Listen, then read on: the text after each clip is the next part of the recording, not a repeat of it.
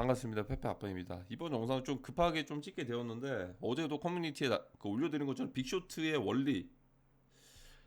일단 지금 시장 상황이 엄청 큰 거 하나 올 것 같아요. 큰 거 하나가 올 것 같고 60K가 깨지는 순간부터 오는 건데 원화 차트로는 이미 좀 깨진 것 같아요.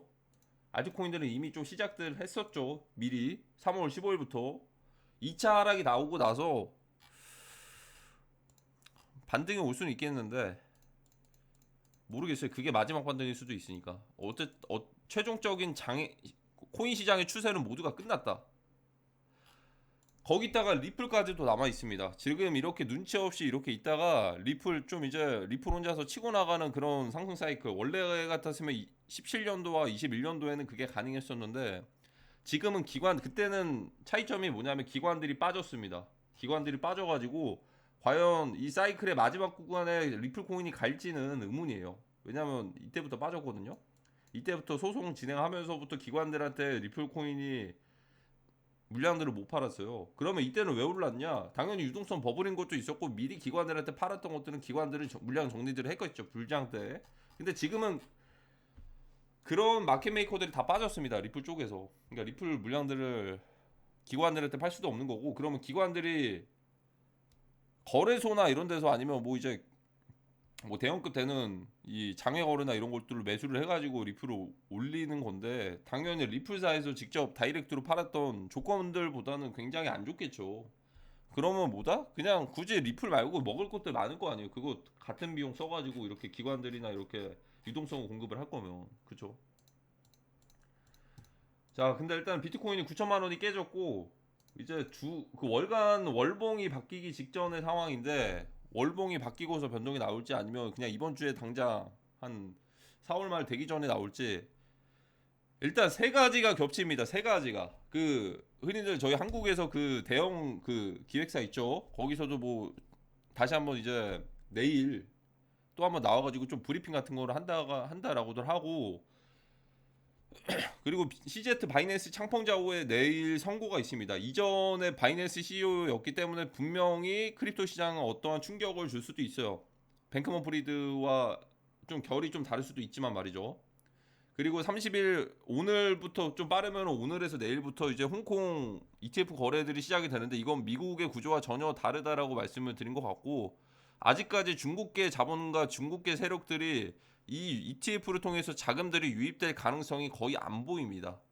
들어오더라도 거의 그냥 들어오더라도 그 금액들이 너무나도 미미해서 너무나도 영향력이 없을 것이다. 그걸 노려가지고 누구나 알고 있는 지금은 긍정적인 소재거든요. 두 가지가 있습니다. 비트코인 반감기가 되고 나서 비트코인이 올랐다라는 점, 그리고 현물 ETF가 승인이 됐어가지고 가격들을 올려줬었다라는 점, 이 두 가지. 비트코인 반감기가 끝나고 가격들이 올라갔다라는 점. 근데 하나 착각하고 계신 분들이 계실 것 같아요. 그렇게 흔히들 잘 알고들 있는 패턴들로 그대로 가줄까? 저는 그게 좀 의문이 듭니다. 이게 좀 걱정이 돼요. 그래서 현물 ETF가 미국계 ETF랑은 다르게 홍콩계 ETF긴 하더라도 이거는 거의 영향력이 없이 오히려 뒤통수를 칠 수가 있고 반감기 이후에 올랐던 비트코인 가격들은 오히려 반감기가 되기 전부터 끌어올렸던 텀이 있기 때문에 이제는 반감기가 끝났다라고 이제 우상향할 거야 2억 3억 갈 거라는 이런 기대감을 좀 주고서 또다시 뒤통수를 치는 거죠. 그렇다고 저는 비트코인이 뭐 100만 원, 1000만 원까지 수렴할 거라고는 아직까지는 생각하지 않습니다. 이것 또한 건강한 조정이 될 수도 있겠는데 몇몇 알트코인들은 이건 뭐 건강한 조정이 아니고 그냥 리셋이 되니까 그레이트 리셋이 돼버리니까 이게 좀 충격이 클 수도 있을 것 같아요. 근데 사실 낙관적으로 생각을 해보려고 해도 낙관적인 상황들이 전혀 생각이 나지 않습니다. 어쨌든 저는 이번에 빅쇼트 같은 큰 하락이 온다면 그게 어쨌든 시그널이고 시장을 좀 끝내는 시그널이고 당연히 롱 청산 물량들이 얼마냐에 따라서 반등들은 나올 수 있겠는데 그게 2차고 3차, 4차까지도 3차에서 4차까지도 남아 있을 거라고 생각을 합니다. 중간중간에 마운트 곡스 물량이 10월 달까지 풀리거든요. 그럼 과연 이 유동성들을 유지를 하면서까지 기관들이 이 마운트 곡스 10년 만에 기다린 사람들의 물량들, 뭐 기관들도 껴있을 거예요. 그 물량들을 받쳐주면서까지 올릴까? 이런 생각이 들기도 하고 가격들이 굉장히 저렴하게 샀거든요. 저렴하게 거의 락업이 된 거나 마찬가지거든요. 300달러에. 그러니까 10월 달까지 풀리니까 10월 달 전까지 떨어질 수도 있다라는 거예요. 뭐 떨어지더라도 그냥 수직 낙하하는 게 아니고 그냥 이제 계단식으로 하락하면서 중간중간에 상승 사이클도 만들어 내겠죠. 10월 달까지. 그러니까 제가 보고 있는 거는 가을 지나가지고 이제 겨울이 되기 전에 그때부터가 본격적인 이제 좀 회복들이 되지 않을까라고 생각을 하고 있고, 예상입니다. 일단 예상이고, 그러면 중간에 그럼 모든 알트코인들이 끝났냐? 그건 또 아닙니다. 왜냐하면 그 루나 같은 그런 코인들이 폭락하기 전에도 혼자서 이제 힘을 좀 발휘를 했던 게, 사실 이 불장의 끝 무렵 때 유동성이 그 도미노스가 이제 거의 완전 가득 찼을 때 그때 간 게 아니고, 루나 같은 경우에도 사실 이 비트코인으로만 따졌을 때 불장의 크기가 이때 더 크게 왔어야 됐는데, 루나 같은 경우에는 오히려 이때 더 크게 왔거든요. 비트코인은 어쨌든 고점 대비해가지고 3-40% 떨어졌음에도 불구하고 고점 형성을 했어요. 루나뿐만이 아니고 몇몇 애들도 있어요. 그리고 이 중간에 웨이브도 있고 질리카도 있고 GMT 스테픈이라는 것도 있고, 결국에는 비트코인이 죽더라도 알트코인들은 가는 애들은 갈 텐데, 그런 과연 이제 국내에서 시체들이 많은 코인들이 갈까? 그건 아니라고 생각을 합니다. 예를 들어서 제가 전에 말씀드렸던 이더나 같은 경우에도 이번 주에는 또 이제 락업되는 물량들이 풀립니다.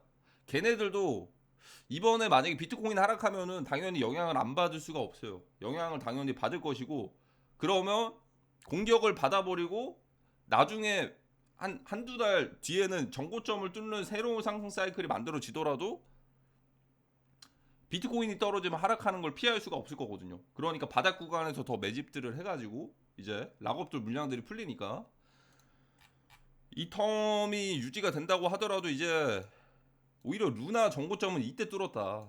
비트 가격으로만 아니면 알트코인의 유동성이랑 이런 상황들을 따졌을 때 오히려 이때 이렇게 뚫었어야 되는데 그게 아니고 이때 뚫었습니다. 그러니까 알트코인 몇몇 알트코인들은 좀 별개인데, 그게 지금 당장에 좀 급하게 만들어낼 필요는 없을 것 같고, 좀 안정화가 됐을 때, 폭락이 오더라도 안정화가 됐을 때 신생들 위주로 갈 것 같아요. 제가 볼 때는 신생들 위주로. 그리고 다음 텀에는 아마 정말 세력 그 큰형님들이 또 이제 생각들이 있으시면 솔라나 기반 중에서 이제 그 강아지가 한 2마리 정도가 3마리 정도가 왔죠. 바이낸스에 미로도 있고 와이프도 있고 봉크는 원래 작년 한 말쯤에 새로 왔고요. 그것처럼 고양이 기반들도 지금 당장을 얘기하는 게 아니에요. 만약에 폭락이 온다면 예를 들어 이제 비트코인으로 가정을 했을 때 뭐 이런 식의 비트코인은 이미 시장에서 끝나는 그런 상황들이 왔을 때, 이렇게 박스권으로 횡보를 할 때 그때 막 무언가 좀 이제 다음 넥스트를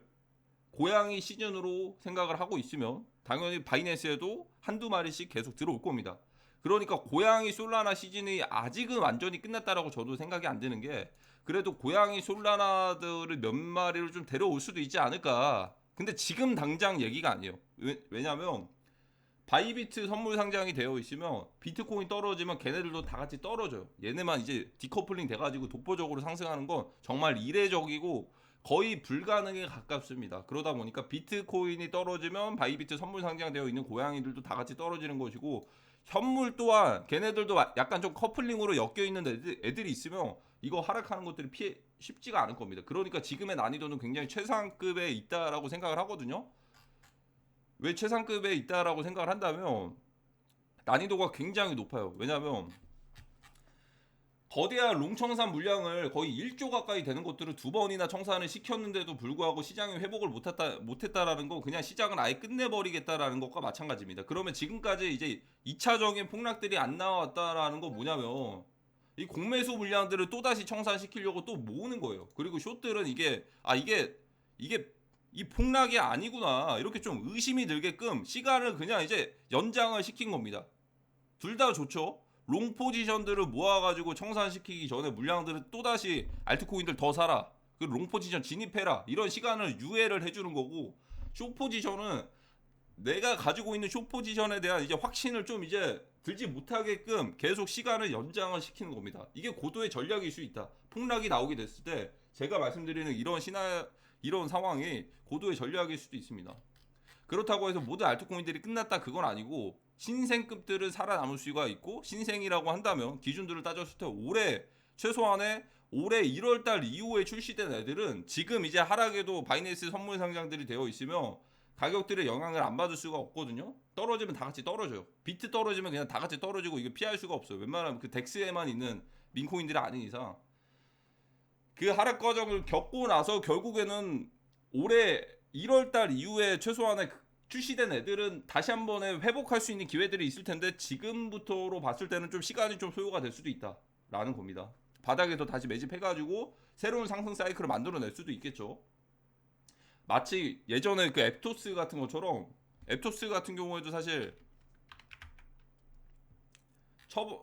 처음에 하락 엄청 때려 맞고서 제가 앱토스 좀 기억이 안 좋은 기억이 있는데 앱토스가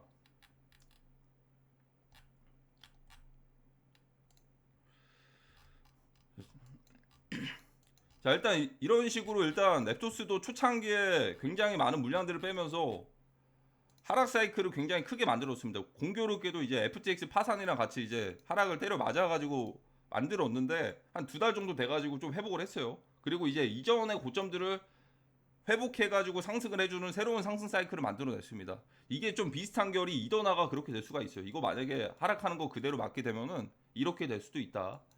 대신에 정고점은 가겠는데 2달 정도 시간이 소요될 수도 있겠죠. 바닥에서 최대한 물량들을 많이 매집들을 하려고. 그러니까 이게 비트가 떨어지면 결국에는 비트가 떨어지면 다른 것들을 피할 수가 없습니다. 웬만하면은. 자 그리고 이제 올해 그 이번 주에는 그게 되잖아. 이번 주에는 얼락업 되는 물량들이 굉장히 많거든요. 얼락업 되는 게 이제 옵티미즘이랑 민코인이랑 이더나랑 DYDX가 있는데 이 중에서 집중해야 될 게 민코인과 이더나가 있을 것 같습니다. 민코인 같은 경우에는 굉장히 또 이제 상승 사이클 때도 주목들을 못 받았는데 얼락업 되는 물량들이 어떤 식으로 풀려가지고 가격들의 변동들을 줄지 그것도 좀 지켜봐야 될 것 같고 5월 3일날 풀리고 이더나는 5월 2일, DYDX는 5월 1일 공교롭게도 4월 말에서 5월달 초에 좀 메인급 되는 애들이 물량들이 꽤나 많이 풀립니다. 좀 적은 물량은 아니에요. 뭐 짜잘하게 뭐 50억, 100억이 아니고 1000억 단위 이상씩이 이렇게 풀리니까 민코인 같은 경우에 거의 2000억이 풀리거든요. 그래서 이거 좀 이제 대응하는 것들 좀 집중을 해보셔야 될 것 같습니다.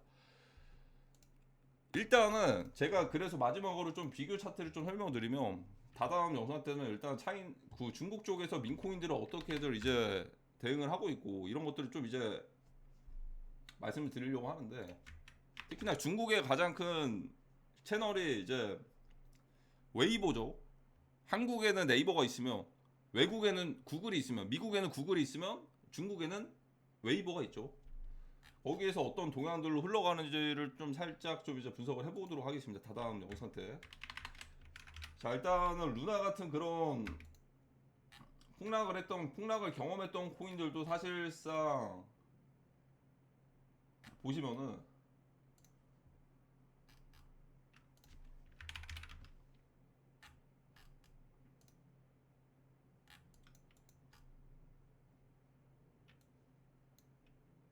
자 이거랑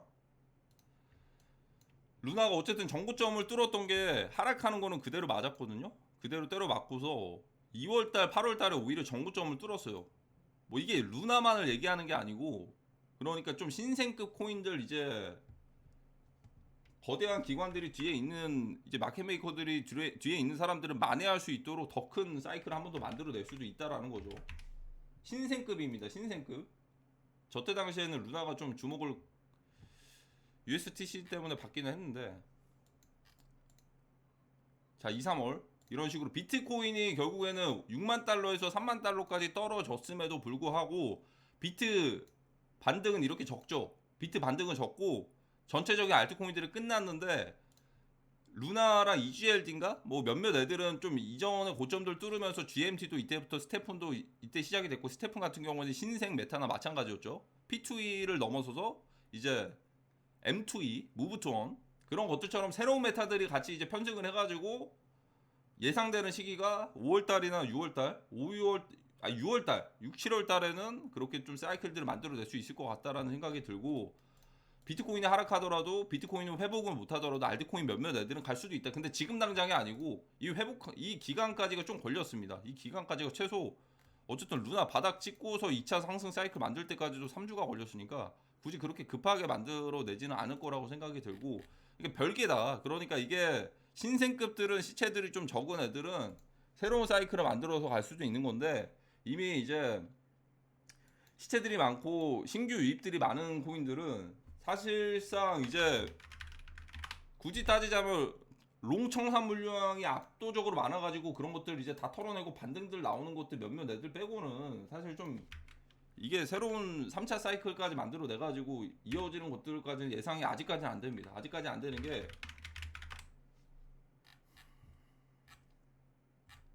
자, 이걸 좀 보여드릴게요.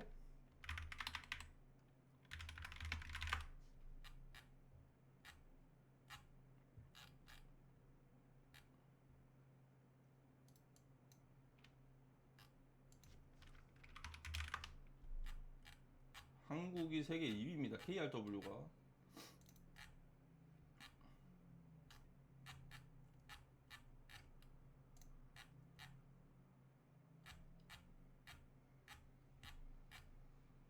KRW 원화 비율이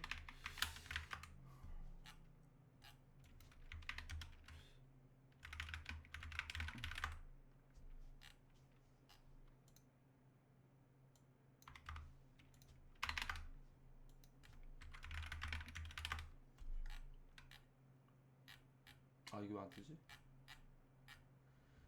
국내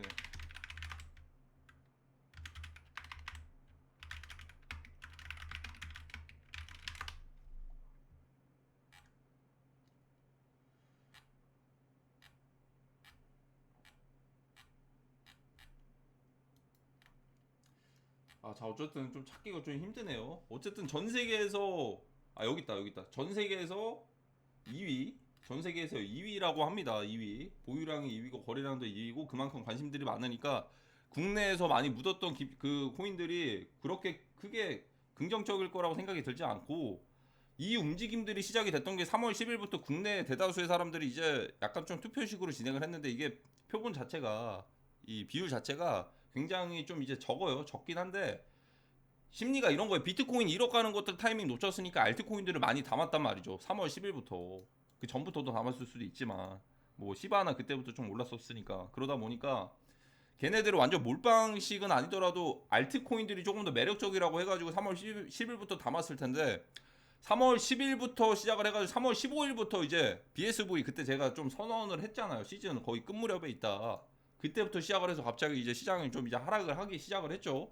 그러니까 이렇게 국내 투자자 비율들이 많은 이 코인들을 굳이 올려줄까 이런 생각이 들어요. 전 세계에서 2위라고 한다면 지금 시장에 그만큼 자금들이 그렇게 없는 상황인데, 유동성이 없는 상황인데 굳이 그걸 만들어가지고 살려줄까 이런 생각들이 많이 듭니다. 대신에 이제 반등하는 사이클이 오겠는데, 반등이 이제부터는 반등이 인위적으로 롱 청산 물량이 어느 정도냐에 따라서 이제 반등들이 온다는 게 그게 문제가 되겠죠. 사실 자금들을 써가지고 올리는 반등이 아니고 롱 청산 시켜가지고 거의 그냥 데드캣 반등처럼 그런 식으로 올 수가 있겠죠. 데드캣 하니까 또 이제 고양이가 또 생각이 나네요. 죽은 고양이 그 차트.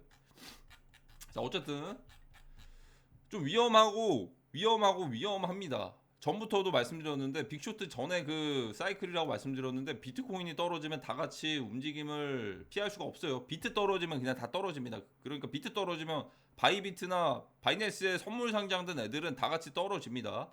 떨어질 수밖에 없어요. 예전보다 선물 시장이 커졌고 선물 알트코인들이 상장된 것들이 많고, 특히나 국내에도 웬만한 애들은 선물 상장들이 상위권에 있는 애들은 다 됐어요. 안 된 애들이 없습니다. 이 골렘까지도 상장을 할 줄 몰랐었는데, 예전 그 전에 선물 상장도 했었죠. 얘 같은 경우에도 했고, 안 된 애들이 보기가 힘듭니다. 찾아보기가 힘들어요. 상위권에 있는 애들. 피르마 얘 같은 경우에는 없죠. 얘는 없는데 IQ도 없고.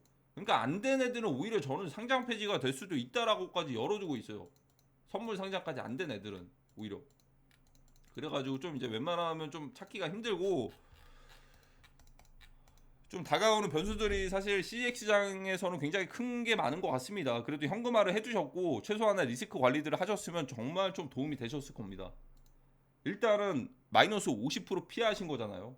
그쵸? 마이너스 50% 피하신 거고, 그냥 CX 장 희망이 없어요. 그러니까 이 유동성들이 저는 고스란히 민코인 시장으로 들어올 거라고 생각을 하고 있어요. 특히나 덱스 쪽으로. 당장에는 움직임들이 안 나오겠죠. 왜 안 나오냐? 아직은 희망들이 있으니까. 희망이 있으니까 안 나오겠는데 이제 점점 이제 새로운 논리를 펼치면서 이제 갑자기 시장이 때려 맞는 상황들을 경험을 하게 되면 그때부터가 이제 다른 이제 판단들을 할 수도 있지 않을까. 그리고 정보하는 사람들도 있을 텐데 이게 워낙 또 이제 유튜브 채널들이 굉장히 예전이랑 다르게 좀 많아져가지고 유튜브 채널들의 대다수는 현물 채널들이 많다 보니까 올라가기만을 바랄 수밖에 없죠. 당연히 내가 산 코인들이 떨어지기를 바라면서 사는 사람들은 없잖아요. 그러다 보니까 이게 그 그런 분위기들을 알고리즘이 그런 것들만 계속 노출이 되니까 객관적인 판단이 안 되고 그냥 내가 보고 싶고 내가 좋아하는 것들만 보면서 그 상황을 이제 거기에 맞춰가는 것 자체부터가 크립토에서는 사실 이제 최악이거든요. 그러니까 예를 들어 내가 롱 포지션을 타고 있으면 모든 초점을 롱 포지션에 맞춰가지고 다 그냥 좋게 보는 겁니다. 예를 들어서 기관들이 만약에 뭐 해킹을 당했다. 어떤 내가 산 코인이 해킹을 당해서 덤핑을 하고 있어요. 그러면 이런 생각을 하는 거죠. 아, 이거 물량을 털려고 일부러 해킹 당한 척 쇼를 하는 건가? 뭐지? 이렇게.